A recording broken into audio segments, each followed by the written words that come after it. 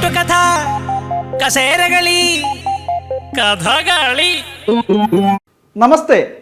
തരും പക്ഷെ കിട്ടില്ല, കിട്ടിയാൽ തന്നെ എടുക്കാൻ പറ്റില്ല, എടുത്താൽ തന്നെ ചിലവാക്കാൻ യോഗം വേണം. കേട്ടാൽ കടങ്കഥയാണെന്ന് തോന്നും, കടങ്കഥയല്ല, കടം മേടിച്ച് ജീവിക്കുന്ന സർക്കാർ ജീവനക്കാരുടെ കഥ. കയ്യിൽ കിട്ടിയെന്ന് ചിലർ, കിട്ടി പക്ഷെ എത്ര നോക്കിയിട്ടും കാണാൻ പറ്റുന്നില്ല ചിലർക്ക്. കിട്ടിയെന്ന് കേട്ടു, കിട്ടിയതായി കണ്ടില്ലെന്ന് ചിലർ. ചിലർക്ക് അക്കൗണ്ടിലുണ്ട്, എടുക്കാൻ പറ്റുന്നില്ല. ചിലരുടെ ATM കാർഡ് മേടിച്ച് വെച്ചിട്ട് അക്കൗണ്ടിൽ ഇട്ടുകൊടുത്തു. ചിലർ നോക്കിയപ്പോൾ അക്കൗണ്ട് കാണാനില്ല. ചിലർക്ക് അക്കൗണ്ട് ഉണ്ട് പക്ഷെ ബാങ്ക് തന്നെ കാണാനില്ല. ഇതാണ് പറയുന്നത്, ഈ കപ്പൽ ആടി ഉലയില്ല സാർ. ഈ കപ്പലിന് ഒരു കപ്പിത്താനുണ്ട്. ആ കപ്പിത്താൻ്റെ വീട്ടിൽ മരപ്പെട്ടികളുണ്ട്. വെറും മരപ്പെട്ടികളല്ല, മരപ്പെട്ടികൾ. സ്വാഗതം കഥകളിയുടെ പുതിയൊരു അധ്യായത്തിലേക്ക്. കെട്ടുകഥ കസേരകളി കഥകളി.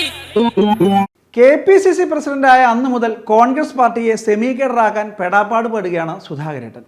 എന്തു ചെയ്യാനാ, പാർട്ടി കോൺഗ്രസ് അല്ലേ, അവർക്ക് അവരുടേതായ ചില രീതികളുണ്ട്. കേരളത്തെ മൊത്തം ഒന്ന് ആളി കത്തിക്കാൻ നടത്തിയ സമരാഗ്നി യാത്ര തിരുവനന്തപുരത്ത് സമാപിച്ചപ്പോൾ പോലും പ്രവർത്തകർക്ക് അഗ്നി പോയിട്ട് ചെറിയൊരു ചൂട് പോലുമില്ല. ലക്ഷങ്ങൾ മുടക്കി ഒരു പരിപാടി നടത്തുമ്പോൾ അത് കേട്ടിരിക്കാനുള്ള മാന്യതയിലും കാണിക്കണ്ടേ ഈ മൈ ഡിയർ കോൺഗ്രസ്സുകാർ.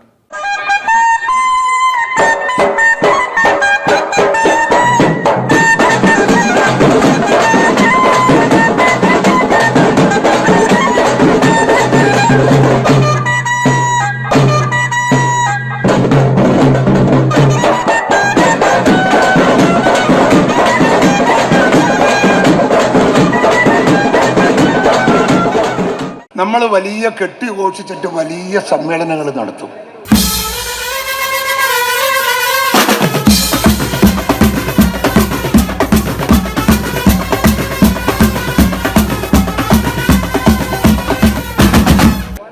ആ സമ്മേളനങ്ങളിൽ രണ്ടാള് പ്രസംഗിച്ച് കഴിയുമ്പോഴത്തേക്ക് ആള് പോകാൻ തുടങ്ങും.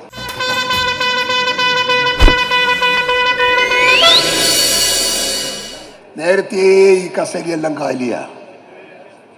എന്തിനാ ഇത്രയും വലിയൊരു പൊതുയോഗം, ഇത്ര വലിയ ലക്ഷക്കണക്കിന് ഉറുപ്പിക ചെലവഴിച്ചിട്ട് ഒരു പൊതുയോഗം സംഘടിപ്പിച്ചിട്ട് അത് കേൾക്കാൻ നിങ്ങൾക്ക് മനസ്സില്ലെങ്കിൽ പിന്നെ എന്തിന് നിങ്ങൾ വരുന്നു? അതിന്റെ കൂട്ടത്തിൽ ഒരു ഫ്രൂട്ടി കിട്ടും, അതെനിക്ക് വലിയ ഇഷ്ടം. ഇതൊരു പാർട്ടിയല്ലേ, ഇതിനു വേണ്ടി ഒരുപാട് ത്യാഗം സഹിച്ചിട്ടല്ലേ ഞങ്ങൾ ഇതൊക്കെ നടത്തിയിരിക്കുന്നത്. സമരാഗ്നി എന്ന് പറയുന്ന ഈ ജാഥ കേരളത്തിന്റെ രാഷ്ട്രീയ ചരിത്രത്തിൽ ആദ്യത്തേതാണെന്ന് ഓർമ്മ വേണം. ആദ്യത്തേതും അവസാനത്തേതും. അതിന് അതിൻ്റെതായ രാഷ്ട്രീയ പ്രാധാന്യമുണ്ട്, അതിന് അതിൻ്റെതായ രാഷ്ട്രീയ ഇമ്പാക്റ്റ് ഉണ്ട്, അതിന് അതിൻ്റെതായ രാഷ്ട്രീയ ഗുണമുണ്ട്, അതിന് അതിൻ്റെതായ രാഷ്ട്രീയ സാഹചര്യമുണ്ട്. ഇതെല്ലാം കണ്ട് മനസ്സിലായിട്ടും ഇവിടെ ഇത്തിരി നേരം ഇരുന്ന് ഇതൊന്ന് കേട്ടാൽ ഈ ഭൂമിയിൽ എന്തെങ്കിലും സംഭവിക്കുമോ? ഒന്ന് പോവാടാ മരമാക്കി പോയി തരത്തി പോയി കളിക്കടാ. അത്രക്കായല്ലേ? നേതാക്കൾ പ്രസംഗിക്കുമ്പോൾ എഴുന്നേറ്റ് പോകുന്ന പരിപാടിയെങ്കിലും നിർത്തിക്കാൻ നോക്കിയതാണ് സുധാകരേട്ടൻ. അതിൻ്റെ ഇടയിൽ VD സതീശൻ കയറി ഒരുമാതിരി മൈഡിയർ പരിപാടി കാണിച്ചു. ഉച്ച മുതൽ വെയിൽ കൊണ്ട് ഇരിക്കുകയല്ലേ നമ്മുടെ പ്രവർത്തകർ, അവർ പോകുന്നത് വലിയ കാര്യമാക്കേണ്ട എന്നാണ് സതീശൻ്റെ ലൈൻ. കോൺഗ്രസിൻ്റെ പരിപാടിയാകുമ്പോൾ കേൾക്കാനിരിക്കുന്നവരെക്കാൾ കൂടുതൽ പേർ വേദിയിൽ കാണും. ഇവർ മൊത്തം പ്രസംഗിച്ചു കഴിയുന്നവരെ കേട്ടിരിക്കാൻ ആരെ കൊണ്ട് പറ്റും? പ്രസിഡന്റിന് ഒരു വിഷമം വന്നു പെട്ടെന്ന് പോയപ്പോൾ. പക്ഷേ പ്രസിഡന്റ് 3 മണിക്ക് കൊടും ചൂടിൽ വന്ന പാവപ്പെട്ട പ്രവർത്തകരാണ് ഇവിടെയുള്ളത്. പിന്നെ കോൺഗ്രസിനൊരു വലിയ ഗാലക്സി ഓഫ് ലീഡർഷിപ്പ് ഉണ്ട്. ഇന്നൊരു സമാപനമായപ്പോൾ എല്ലാവരും ഈ ജാഥയുടെ സമാപനത്തെ അനുഗ്രഹിക്കാൻ വന്നു. 12 പേര് പ്രസംഗിച്ചു കഴിഞ്ഞു, 13ാമതാണ് ഞാൻ പ്രസംഗിക്കുന്നത്. സ്വാഭാവികമായിട്ട് ചൂടിൽ ഇരിക്കാനൊക്കെ ആളുകൾക്ക് പാടാതുകൊണ്ടാണ് ഞാൻ ആ ഷാപ്പിന്റെ മുമ്പിലുള്ള യോഗത്തിനൊന്ന് കൂടി നല്ല നല്ല കാര്യങ്ങൾ അറിവുള്ളവർ പറഞ്ഞു തരുമ്പോ കേട്ടിരുന്നു പോയി. ഇവനെ അത് ഇഷ്ടപ്പെട്ടില്ല, ഇറങ്ങി അങ്ങനെ അങ്ങ് പോയതാണ്. നിങ്ങളെങ്കിലും ഒരു മേലിൽ ഇങ്ങനെ എന്തെങ്കിലും പരിപാടിക്ക് പോയാൽ, ഇപ്പൊ പോയാറു പോയി, അവർ കേൾക്കുന്നില്ലല്ലോ ഞാൻ പറയുന്നത്. നിങ്ങളോട് ഞാൻ പറയുന്നു, അവരെ വെച്ച് അവരെ കാട്ടി നിങ്ങളെങ്കിലും മേലിൽ ഇനി ഇതുപോലെ സമ്മേളനത്തിന് പോയാൽ പ്രസംഗം അവസാനിക്കുന്നത് വരെ നിങ്ങൾ പോകരുത്, ഇവിടെ ഇരിക്കണം എന്ന് ഞാൻ സ്നേഹപുരസരം എൻ്റെ പ്രവർത്തകരോട് ഞാൻ ആവശ്യപ്പെടുകയാണ്. അത് പ്രസിഡന്റ് അതിനൊരു വിഷമം മനസ്സിൽ വേണ്ട. എത്ര നേരം എന്ന് വെച്ചാൽ 5 മണിക്കൂറായി ആളുകൾ വന്നിട്ട്, അതിനതൊരു വിഷമം വേണ്ട. നമ്മുടെ പ്രവർത്തകരല്ലേ. എന്റെ ഐഡിയ പോയി, നിന്റെ ഐഡിയ ഞാൻ പറയാൻ തുടങ്ങിയ ഒരുപാട് അങ്ങ് പറഞ്ഞു പോകും. അവിടെ പ്രസംഗിക്കുന്നൊന്നുമില്ല. വേറെ എവിടെയെങ്കിലും പ്രസംഗം ഉണ്ടാ? സമരാഗ്നിയിൽ ഒരു തീപ്പന്തം ഞങ്ങൾ നാട്ടിലെ ജനങ്ങളുടെ കയ്യിലേക്ക് എത്തിച്ചിട്ടുണ്ട്. ആ ഹൃദയത്തിൽ അത് കലക്കി. സുധാകര പണി നിർത്തിപ്പൊക്കൂടെ എന്റെ പൊന്നു ചങ്ങാതി. ഞാൻ പെട്ടെന്നൊന്നും പോകൂല കേട്ടാ, ഡോൺ പറയും. സമരാഗ്നി ഇന്നിവിടെ അവസാനിക്കുകയാണ്. അവസാനിപ്പിക്കലേ ഒരു പരിപാടി അവസാനിപ്പിക്കുമ്പോൾ മംഗളം പാടണ്ടേ? അപ്പൊ എങ്ങനെയാ രവിയണ്ണ, തുടങ്ങിയാലോ? 1 2 3 4 ജനഗണ മംഗളദായ. ജനഗണമന പോലും പാടാൻ അറിയില്ല. അവസാനം അയാളെ സംഗീതം പഠിപ്പിക്കേണ്ട കാര്യമൊന്നുമില്ല, അയാൾ ഒരു സാധുവാ. സമാപനത്തിന് ജനഗണ മംഗളദായക.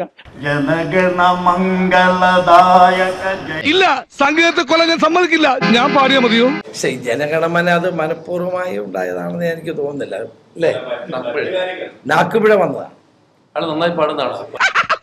തൊണ്ട വരളുന്നു. ആദ്യം ഒരു ചായ കുടിക്കട്ടെ, എന്നിട്ട് കവിത ചൊല്ലി കേൾപ്പിക്കാം. കവിത ഇവിടെ വേണ്ട, വടക്കേ മുറി. ജനഗണ മംഗളദായക. 10 വർഷം സംഗീതം പഠിച്ചവനാടാ ഞാൻ. നിന്റെ ഈ തൊട്ടിത്തരം കണ്ടിട്ട് എനിക്കങ്ങോട്ട് സഹിക്കാൻ പറ്റണല്ലോ. അത് അവിടെ തന്നെ തിരുത്തപ്പെട്ടു. തെറ്റുകൾ പറ്റിയിട്ടുണ്ടെങ്കിൽ ആ തെറ്റുകൾ തിരുത്തിയും മുന്നോട്ട് പോകാനുള്ളതായിരിക്കും. അല്ല, പാലോട് രവി നന്നായി കവിതകൾ ചൊല്ലുകയും നന്നായി കവിതകൾ റബ്ബറിനെ കുറിച്ചുള്ള എന്റെ കവിത ചൊല്ലി തീർന്നപ്പോൾ സദസ്സിൽ നിന്ന് ഉയർന്ന കരഘോഷം ഇവിടത്തെ കിഴങ്ങന്മാരെന്ന് കാണേണ്ടതായിരുന്നു. അല്ല, നന്നായി കവിതകളൊക്കെ ചൊല്ലുന്ന ആളാണ്, അക്ഷരം സംസാരിക്കുന്ന ആളാണ്. ഒരാളുടെ വളർച്ചയിൽ ഏറ്റവും കൂടുതൽ അസൂയപ്പെടുന്നത് ബന്ധുക്കളും സ്വന്തം നാട്ടുകാരുമാണെന്നാണ് മഹാന്മാർ പറഞ്ഞിട്ടുള്ളത്. അന്യ നാട്ടുകാർക്ക് എന്നെ അറിയാം, എന്റെ കവിതകളെയും. കവി തല്ലുവാങ്ങിയിട്ടേ പോകുന്നാ തോന്നുന്നത്. പഞ്ചാബിലും ഗുജറാത്തിലും മഹാരാഷ്ട്രയിലുമൊന്നും കോൺഗ്രസിന് ഭരണമില്ലാത്തതിനാൽ ആ സംസ്ഥാനങ്ങൾ ഒഴിവാക്കി പാടിയതാകാനാണ് സാധ്യതയെന്നാണ് മുരളീധരന്റെ വിലയിരുത്തൽ. മിനിമം നേതാക്കളെയെങ്കിലും ദേശീയഗാനം പഠിപ്പിക്കാൻ കോൺഗ്രസ് നേതൃത്വം തയ്യാറാവണമെന്നാണ് ഇക്കാര്യത്തിൽ കഥകളിക്ക് പറയാനുള്ളത്. അല്ലെങ്കിൽ പിന്നെ ദേശീയഗാനം അറിയാത്ത കോൺഗ്രസ്സുകാരെ എടുക്കില്ലെന്ന് BJP ഒരു തീരുമാനം എടുത്താലും മതി. പഞ്ചാബിലും അതുപോലെ തന്നെ ഗുജറാത്തിലും മഹാരാഷ്ട്രയിലൊന്നും ഇപ്പോൾ നമ്മൾ മന്ത്രിസഭ ഇല്ലല്ലോ, അതുകൊണ്ട് അതൊക്കെ ഒന്ന് ഒഴിവാക്കി പാടിയതായിരിക്കാം. പക്ഷെ എന്നാലും ജാഗ്രത വേണം. ഈ വിമർശനം വന്നപ്പോൾ സദസ്സൊന്നും മുറുമുറുത്തു. പക്ഷെ ഞാൻ പറഞ്ഞു അത് കവിയുടെ സ്വാതന്ത്ര്യമാണ്, അതിൽ കൈയെടുത്തിരുന്നത്. അപ്പൊ കൈയടിച്ചു. ജനഗണ മംഗളദായക. ജനഗണ ജയ ഹേ ഭാരത ഭാഗ്യ വിദാത. ഈശ്വര, ഇവിടെ ആരില്ലല്ലോ ഇതൊന്ന് പറഞ്ഞു ചിരിക്കാനായിട്ട്.